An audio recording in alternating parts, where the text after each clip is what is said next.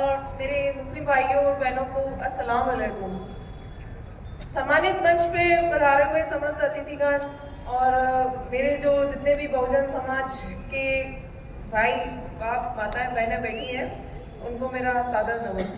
और हमारे संविधान के जनक हमारे बाबा साहब को शत नमन करती हूँ कि उन्होंने आज ये मंच दिया कि आज एक नारी यहाँ पर अपना एक आवाज उठाने के लिए खड़ी है, क्योंकि ये जो हक हमारे लिए आज दिया गया है ना, ये सिर्फ उन्हीं की बदौलत है कि ये मंच आज उन्हीं की बदौलत मुझे मिला है।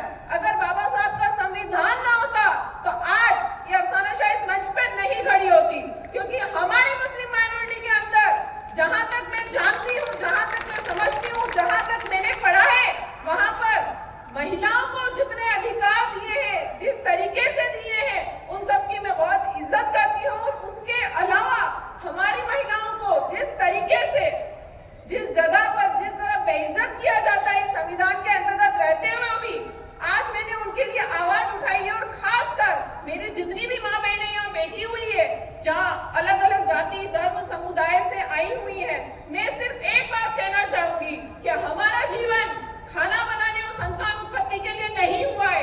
हमारा जीवन जो आज देन है वो कहीं ना कहीं बाबा साहब की भी देन है कि हमारे लिए उन्होंने इतने अधिकार बनाए हैं कि हम संविधान के अंदर रहते हुए हमारे अधिकारों के साथ लड़ते हुए अपनी आवाज को उस जगह पर लेके जा सकते हैं ना, जहां पर सत्य की हमेशा जीत होगी, जहां पर हमारी आवाज उठाई जा सकती है, जहां पर हमारे ऊपर हो रहे अत्याचारों का विरोध हो सकता है। आज यहाँ पर जितनी भी माँ बहनें बैठी हैं, उनको शायद पता भी नहीं होगा क्या हमारे लिए हमारे बाबा साहब ने कितने अधिकार हमारे लिए आज वो छोड़ कर गए हैं, हमारे लिए आज तक जिंदा रखे हैं, लेकिन हमने उन अधिकारों को पूरी तरीके से दफन कर चुके हैं, पूरी तरीके से उनकी हत्या कर चुके हैं। मैं आज यहाँ पर इस मंच पर सिर्फ एक ही बात कहना चाहूंगी। संविधान के विषय में आज बहुत से अधिक वक्तागण यहाँ पर अपनी अपनी भाषाओं में, अपने अपने शब्दों में बहुत बड़ी बड़ी बात कह के गए हैं, बिल्कुल सत्य है। लेकिन मैं सिर्फ आज महिलाओं के लिए एक बात कहूंगी कि नारी शक्ति सर्वोपरि, नारी शक्ति संविधान की ताकत रखती, संविधान को बनाने में ताकत रखती है। मैं बाबा साहब की एक छोटी सी बात कहना चाहूंगी कि जब संविधान लिखने का कार्य पूरा हुआ तब बाबा साहब की आंखों में आंसू थे। पास खड़े एक पत्रकार ने उनसे पूछा कि आप संविधान लिखकर खुश नहीं है?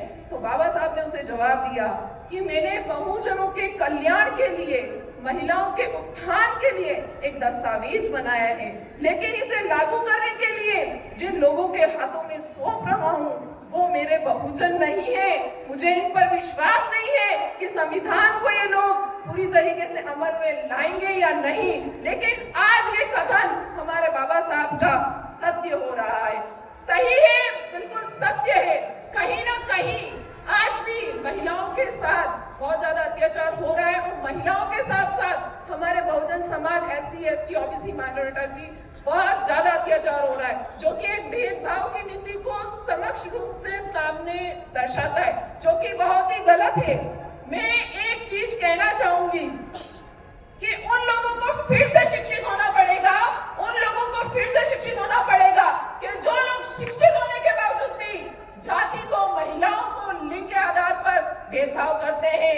ये एक बहुत ही बड़ा मुद्दा बन चुका है कि आज हमारे इस भारत देश में, जो कि आजाद भारत देश है, मैं गर्व से नहीं कह सकती कि मैं भारत में रहती हूँ। मैं आज शर्मिंदगी से कहूंगी कि मैं भेदभाव में रहती हूँ, क्योंकि यहाँ पर भेदभाव है, और छोटा सा भेदभाव नहीं है।